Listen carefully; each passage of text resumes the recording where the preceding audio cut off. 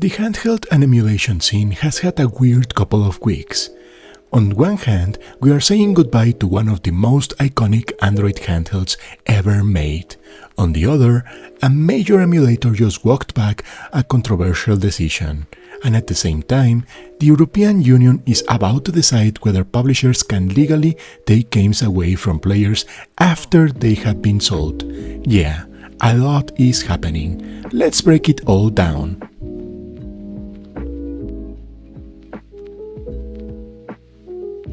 First up, AYN has officially discontinued the Odin 2. This comes after the company quietly discontinued the Odin 2 Mini last year, and now both models have been completely removed from AYN's website. For a lot of people, this news came out of nowhere, especially since the Thor and the Odin 3 are still stuck in pre-order limbo. But realistically, the Odin 2 is about 3 years old now. In handheld time, that's ancient. There is a silver lining though. AYN still has stock of the Odin 2 portal.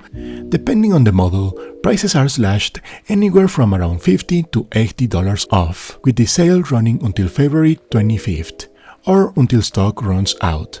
As many of you know, the Odin 2 Mini holds a special place in my heart. In fact, the very first video I uploaded to this channel was specifically about the Odin 2 Mini and how it has remained my favorite console even after all these years. It was the Odin 2 Mini that introduced me to the world of emulation, so this news is a bit bittersweet for me. That said, I understand that the world has to move on, and innovation never stops. Personally, I would have liked to see a bigger discount. I've even seen posts on Reddit from people who are really excited about this discount and who decided to make the purchase because of it. $50 off a total price of $500 is only about 10%, so we are not really saving much. Still, if you have been wanting to pick up an Odin 2, this could be a good opportunity.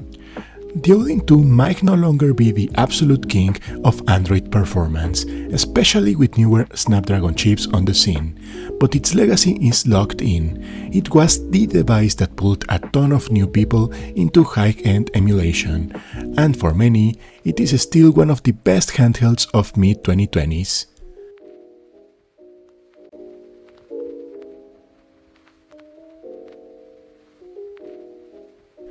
Now let's zoom out a bit, because this next story affects way more than just one device. The Stop Killing Games movement has officially reached its biggest milestone yet. The European Commission has confirmed it will deliver a formal response by July 27, 2026. If you don't know the backstory, the movement was started by YouTuber Ross Scott after Ubisoft shut down The Crew, making the game completely unplayable, even for people who bought it. The EU branch of the campaign, called Stop Destroying Video Games, gathered over 1.3 million verified signatures, easily clearing the 1 million threshold required to force the issue onto the Commission's agenda.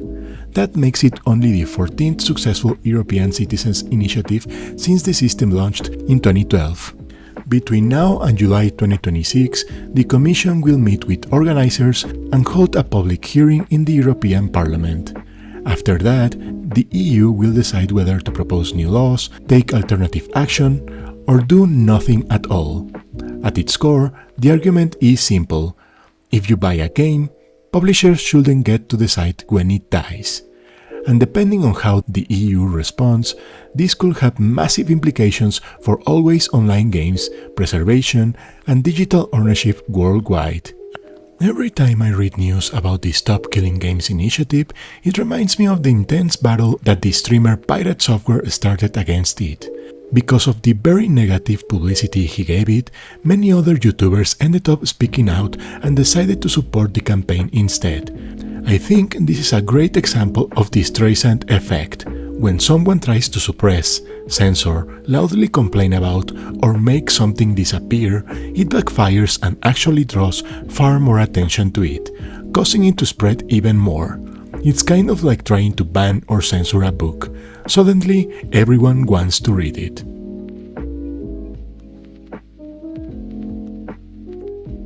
And Finally, some genuinely good news for emulation fans. The Azahar emulator, currently the leading Nintendo 3DS emulator, has officially brought back the .3ds file support in its 2124.3 update. After the shutdown of Yuzu and Citra, emulator projects became extremely cautious. Azahar removed 3DS support entirely, switching to the .cci format to avoid Nintendo's legal attention. The problem? Converting to .3ds files isn't simple at all. Encryption requirements made existing game libraries difficult or outright unusable for many users, and the community was very split over the change. Now Azahar has reversed course. With update 2124.3, native 3DS support is back across all versions, making 3DS emulation far more accessible again, especially as real 3DS hardware prices continue to climb.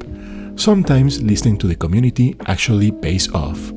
So yeah, the scene is changing fast. One legendary handheld is officially being sunset. Players are pushing back against games being taken away, and emulation, once again, is adapting to survive. If you want to see more coverage like this, handhelds, emulation news, and the stuff that actually affects how we play, make sure to like, subscribe, and I will see you in the next one.